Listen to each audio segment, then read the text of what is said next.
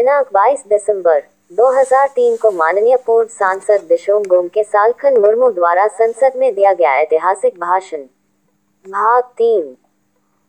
दूसरा मुद्दा है हमारे धर्म का। जैसे मान साहब ने सिख रिलीजन के बारे में कहा, हम आदिवासी प्रकृति के पूजक हैं। 2001 साल की जनगणना में हमने रजिस्ट्रार जनरल साहब से भी मुलाकात की, झारखंड के मुख्यमंत्री को भी लिखा, यहाँ तक कि पार्लियामेंट में भी मैंने ये बात कई बार उठाई कि भाई बौद्ध और जैन धर्म के लोग जिनकी आबादी बहुत थोड़ी है, उनको भी धार्मिक मान्यता दी गई है, तो हमें एक क्यों नहीं दिया जाता? क्योंकि न हम हिंदू हैं न क्रिश्चियन हैं, हम लोग प्राकृतिक पूजक हैं। और आदिवासियों की एक बड़ी विशेष पूजा पद्धति है, धार्मिक पद्धति है, संस्कार है, सब चीज है।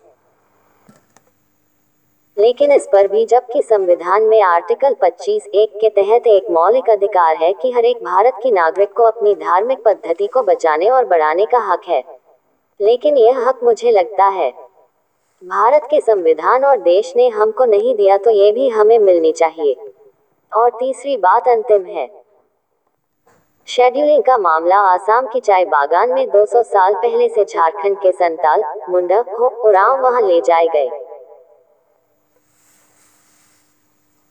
अंग्रेजों के द्वारा, क्योंकि ये लोग झारखंड क्षेत्र में अंग्रेजों के साथ लड़ते रहे, तो अंग्रेजों ने सोचा एस्ट्रोलॉजी प्लान के तहत इनको असम ले चलो, चाय की खेती कराएंगे, कुछ खाना खिलाएंगे और इस प्रकार उनकी यहाँ लड़ने की क्षमता को घटाया जाए। यही था उनका मकसद। और इसी प्रकार भारत देश से अंग्रेजों ने हमारे भारतीयों को, किसी को मॉरिशस ले गया, किसी को पीजी ले गया, किसी को ग्रीन नाबाद ले गया।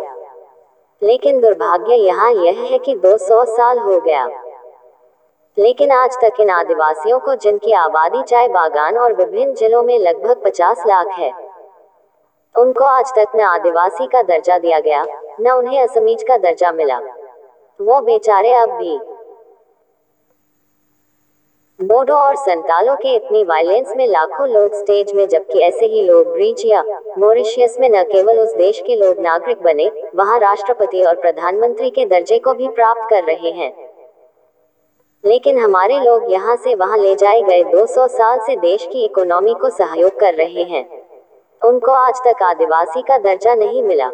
बेचारे बड़ी कठिन परिस्थितियों में हैं। केंद्र सरकार और इस पार्लियामेंट से मेरा आग्रह है, उनको अविलंब आदिवासी सूची में शामिल किया जाए। धन्यवाद।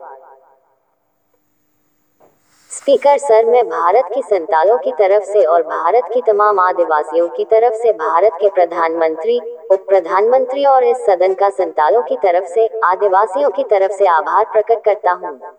और आज का दिन बड़ा ऐतिहासिक दिन है। जून की भारत में 18 भाषाओं को मान्यता दी गई थी, उसमें एक भी आदिवासी भाषा नहीं था। आज पहला दिन है बोडो भाषा और संताली भाषा के रूप में 2 आदिवासी भाषाओं को मान्यता मिल रही है। इसकी मान्यता से आदिवासियों के बीच में शिक्षा का प्रचार और उनके बीच जो ड्रॉप आउट रेट है, यह सब खत्म होगा। और मुझे लगता है कि आगे बढ़ने का बड़ा अवसर मिलेगा। और हम लोगों ने हाल में भारत के राष्ट्रपति और विरोधी दल के नेता को भी मिला, और मैं इस पार्लियामेंट को बहुत धन्यवाद देना चाहता हूँ। संताली में 2 शब्द बोलकर की तेहन्य नोवा पार्लियामेंट, नोवा सोरकार, अडी अडी गुणमनाव सहराव और जोहार। धन्यवाद।